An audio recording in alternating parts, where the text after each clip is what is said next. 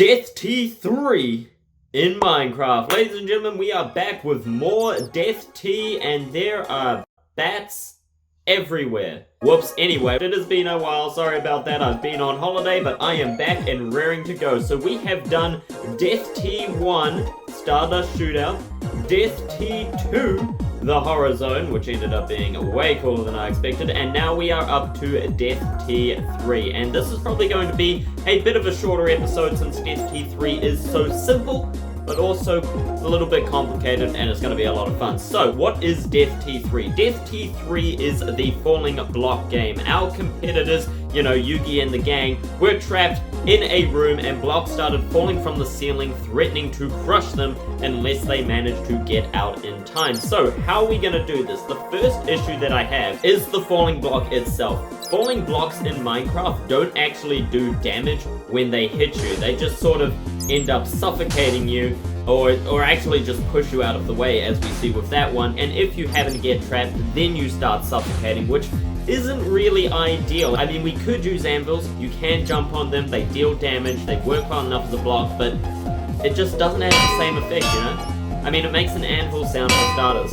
And also, it's not the same as having a completely white room that gets filled up with white blocks, you know what I mean? So the only falling white block that we have is, of course, white concrete powder. So what we need is for this bad boy to deal damage when it lands on you, and that can be done with these handy little command blocks here. So this is going to get a little bit complicated in today's episode, alright? We got a lot of command block stuff going on, but first of all, let's take a look at this green one. So this is a console command block, and it has the effect that it's set to chain and unconditional, always active, and it executes at the entity of a falling block. So when there's a falling block, unless the score of the falling block matches 1, then it will run the command scoreboard players set at self in falling block check 1. That probably doesn't mean a whole lot, but that allows us to then use this console command block as set to repeat unconditional, always active. And what this one will do is a very similar thing. So it's execute as at entity, so it executes a command when there is an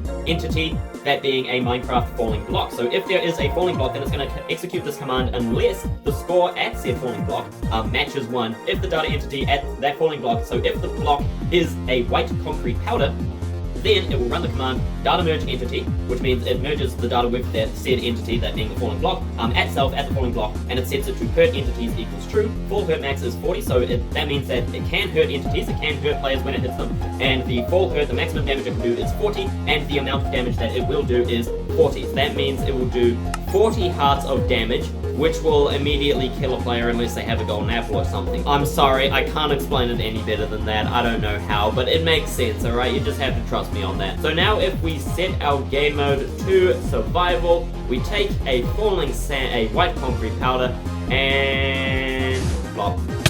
Instant death. Where the hell are we? Next, our second problem, we have more command block issues, is we have to set up the rhythm. So our room is going to be white concrete, our falling blocks are going to be white concrete powder. So if we have a, you know, small room, it's not going to be this shape, but close enough, we need the blocks to be falling from the sky, and there are a lot of ways to do that, none of which are convenient except for command blocks. So what we can do with command blocks is we can use the command set blocks to like set the block as white concrete powder, set the blocks above us as white concrete powder, and then they will start to fall down and just drop onto the players that are in the room. In the manga, there was a rhythm to how the blocks fell.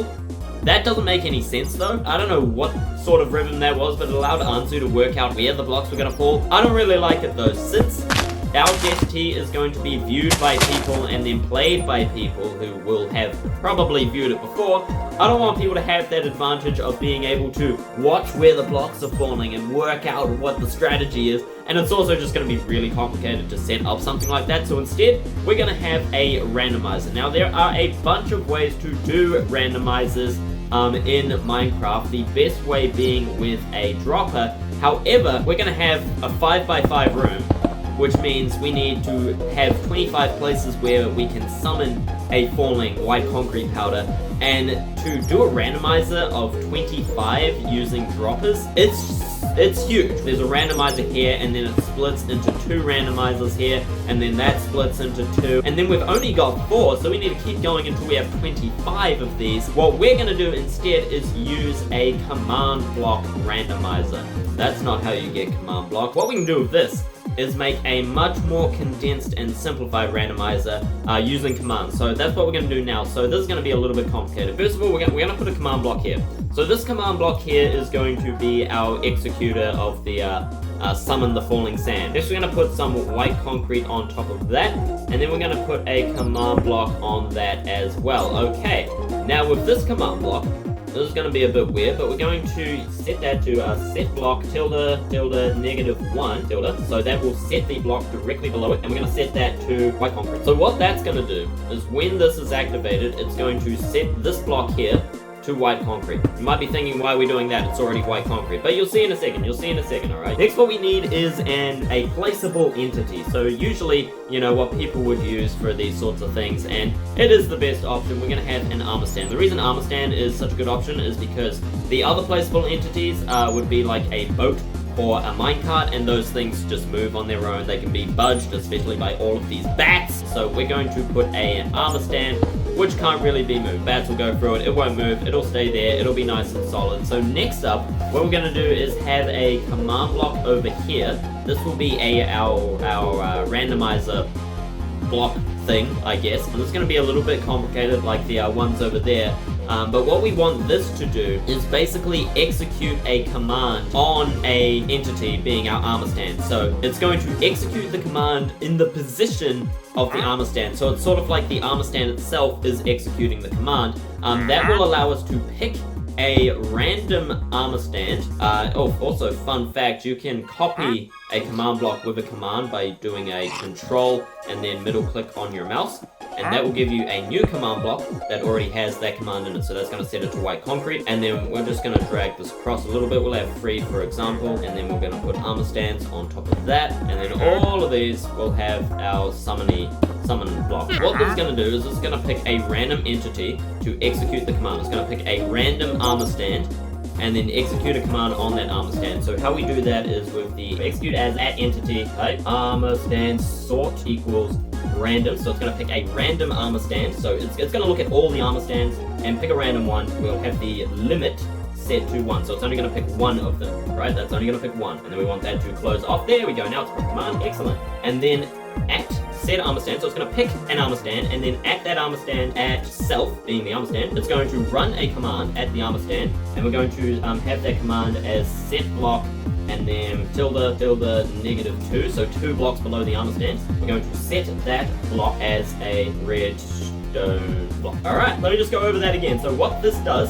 is it's going to execute a command at a random armor stand, and it's going to run the command set block 2 below it to a redstone block. So that's going to pick a random armor stand, and then 2 below it, that being our white concrete, will be turned into a redstone block. If these guys could just move, that'd be great. If you guys could piss off, that'd be fantastic. Run, boy, run! So now if we grab ourselves a redstone block and then activate this, boom! You see that? The reason to turn back is, of course, when this becomes a redstone block, it activates this command block, which then sets it to white concrete, and will also activate this one, which will summon our white concrete powder. Boom! See? Just like that. So now if we do this again, it's going to pick a different one. It picks a random one. It picked that one over there. Boom! Zamio, did that one not... Did that work? I think I know what is happening there, actually. If we go into spectator mode real quick, and if we remember that we actually have an armor stand over here, don't we? True, I didn't think about that, and yes, that has been set as a redstone block. That is a little bit awkward. The only other thing would be to have a specific entity that I'm only going to use here. Oh, a specific entity. Okay. I think I've got an idea. I'm going to place a command block here that's going to summon a armor stand, and it's going to put that right where it is. Custom name equals, call it random. Done. That was red. I didn't like that. There we go. Now it's green. I like that. And then if we... Whoop! Aha! Boom. Now we've got 3 armor stands that should supposedly be named random. So now if we change this command here, name equals random, comma, done. Alright, that still works. That is picking one of them that is named random. Let's do it a few times. Pick the middle one, pick the side one, side one, side one.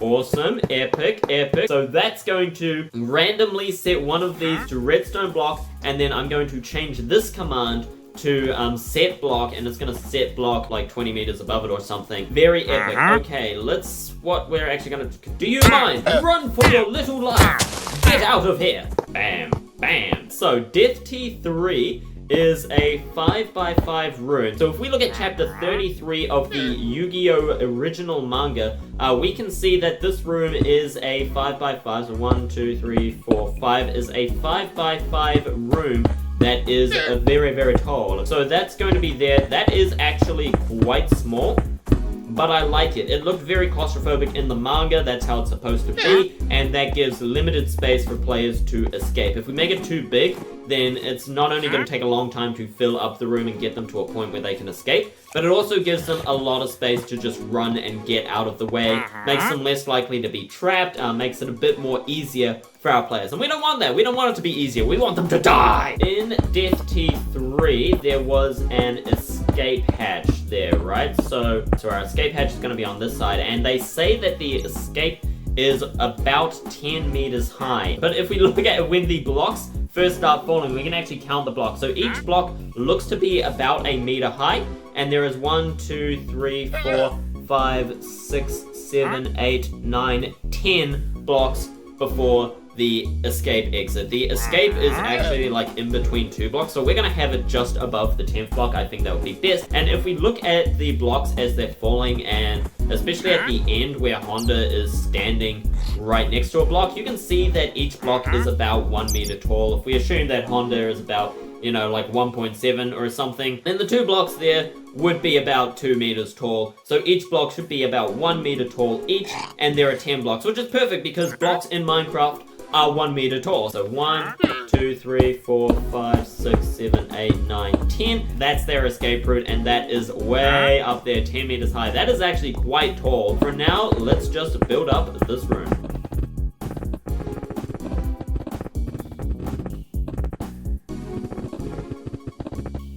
Alright, so that is the basics of the room for Death T3. It is very simple, but in a way, it's kind of intimidating. I really like it. Now, a thought occurred to me as I was building that. As soon as we cover this up, that's going to get very dark in here. And there is a problem with that. Players can hardly see, which, in a way, I kind of like, but also the viewers won't be able to see either, and it's just not as appealing, and it's just not as bright and white, and it's not what I had in mind. So the question is, what light do we use? Is there a command to light these blocks up somehow? Huh? What the hell was that? What? Wait, what? How long has this been a thing? Did anybody know this? What is this? Yo! Alright, let's just fill up this floor with light. That's amazing, oh my goodness. That is literally the most useful block that I have ever seen in Minecraft in my entire time of playing. Let there be light! So, next, this room needs to be taller. So in Death T3, the room was actually so tall that you could not see the top.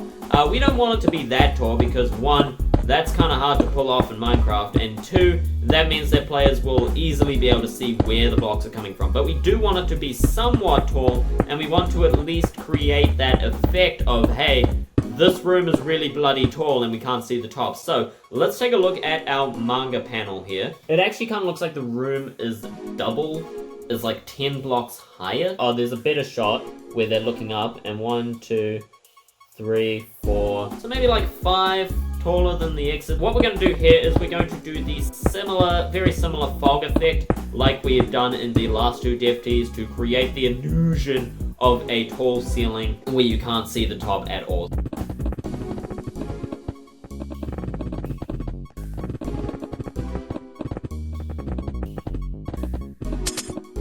Alright, I would say that is probably, geez, that's tall. That is probably dark enough. I'm gonna actually make that a little bit darker with a bit of a gradient effect, which I think would be quite cool. See, that's already better. And that creates the illusion of, hey, the ceiling is kind of tall, huh? Now all that's left to do is set in the random summon blocks.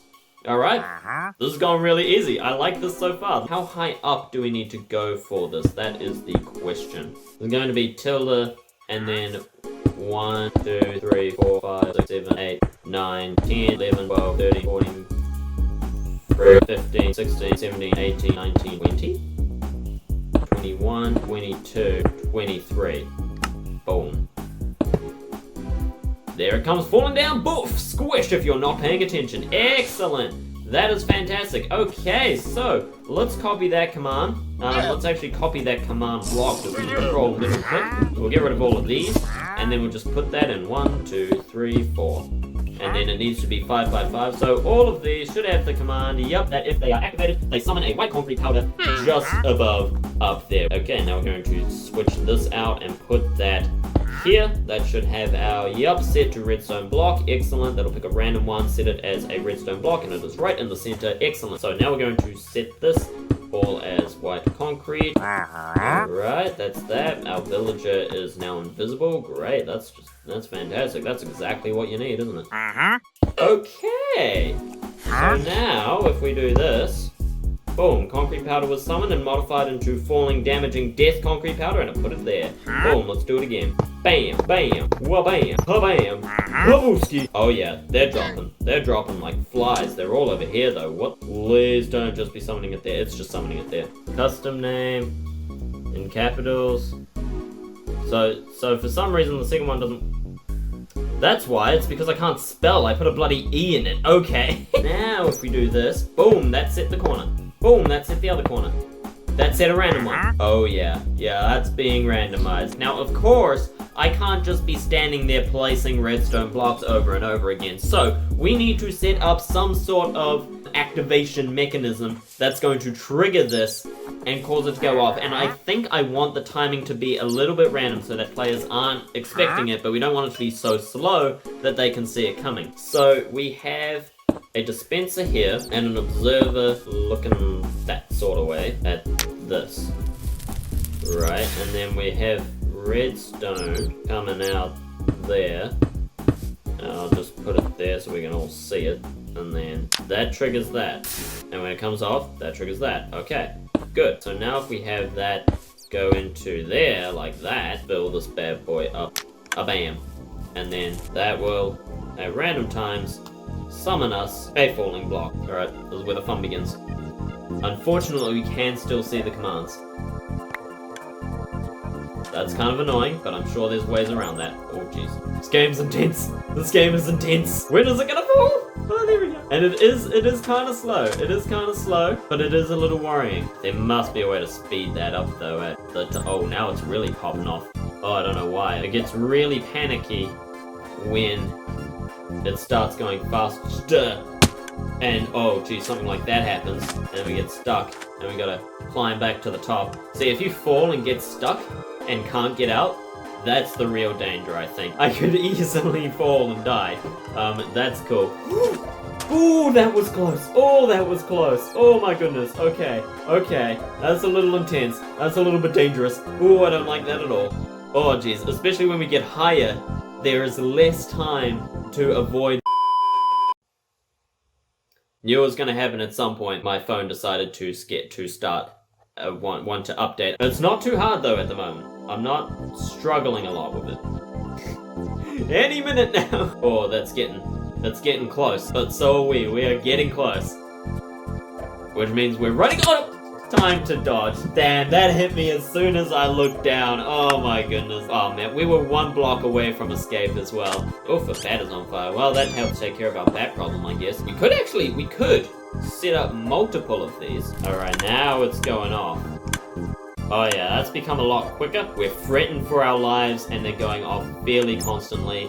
Random point, random time. So you can't watch out for it.